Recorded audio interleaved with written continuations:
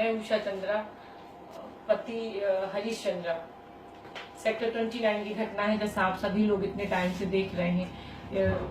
DS Chauhan और हमारे बीच कोई जमीन का विवाद नहीं था, सिर्फ उनका चरित्र और उनकी निगाहें। मैं अकेली रहती हूँ अपने 2 बच्चों के साथ, उनकी निगाहें हमेशा से मेरे ऊपर खराब थी। मेरे पति का आना बहुत कम होता था, मैं जब भी वो आते थे मैं उनको बताती थी, पर मेरे पति मुझे समझा देते थे। कर्नल चौहान को भी समझाते थे कि आप बड़े हैं, मेरी पत्नी को गालियां मत दीजिए, लेकिन कर्नल चौहान हमेशा मुझे रंडी, कुतिया, चमारिन और तेरे साथ तुझे उठा ले जाऊंगा, तेरे साथ गंदा काम करूंगा, तुझे तेरे पति की लायक नहीं छोड़ूंगा, हमेशा गंदी गंदी बातें करते थे। मैं बच्चों को स्कूल छोड़ने जाती थी तो मेरा रास्ता रोक लेते थे, अपने लड़कों से रास्ता रुकवा देते थे। मेरी दोस्त मुझे घर तक छोड़ने आती थी, शाम जब हो जाती थी। इन्होंने मुझे 4 सालों से इतना प्रताड़ित, इतना परेशान किया था। और 14 अगस्त की घटना जैसा आप लोग टीवी में देख रहे हैं, वो बिल्कुल भी सच नहीं है।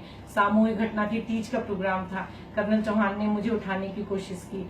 जब वो अपने इस प्रयास में सफल नहीं हुए तो उन्होंने इस घटना को जमीन का विवाद दे दिया, जबकि जमीन का हमारा कोई विवाद नहीं है।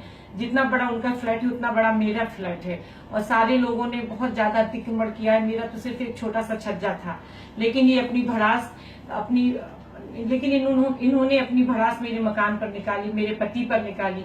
मेरे पति को सस्पेंड करा दिया। मेरा बेटा अभी उसने इंटर का एग्जाम पास किया है, उसका भी इन्होंने 307, हम सभी पे 307 का मुकदमा लगा दिया। आज मैं अपने बच्चों को लेके यहाँ वहाँ घूम रही हूँ, छुपी हुई हूँ। आप लोगों से, सभी माताओं बहनों से मेरा अनुरोध है कि आप लोग सच का साथ दें। मैं इस समय बहुत परेशान हूँ। मेरे पति को सस्पेंड करते हैं। मैं 104 बयान भी नहीं दे पाई और उनको बेल हो गई।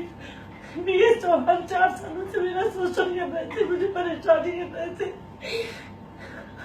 आज सरकार, प्रशासन, सभी लोग उनकी तरफ है, मेरी तरफ कोई भी नहीं है।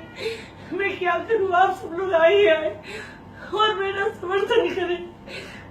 पुलिस मुझे पकड़ने के लिए घूम रही है। मेरा छोटा बेटा 7 साल का, मेरा बड़ा बेटा ने अभी दिल्ली यूनिवर्सिटी में एडमिशन दिया। मेरे बच्चे के, मेरा पति है, मैं है। अगर ये घटना आप लोगों के साथ होती तो आप लोग क्या करते? आप लोग अभी भी उसको कर्नल कहकर DS चौहान का साथ दे रहे हैं। मैं पीड़िता हूँ। आप लोगों ने मेरी मजबूरी को सुना होता, कभी तो सोचा होता कि मैं कोई गरीब नहीं हूँ, मुझे कर्नल चौहान से कुछ नहीं चाहिए। मैं उनके ऊपर क्यों मुकदमा लिखाती? सामूहिक घटना को भी आप लोग झूठा समझ रहे हैं, उसको भी आप लोग मानने को तैयार नहीं है। मेरा हाथ जोड़ के आप लोगों से निवेदन है कि जो भी इस वीडियो को देखे मेरे साथ खड़े हो जाए। मैं बहुत परेशान हूँ।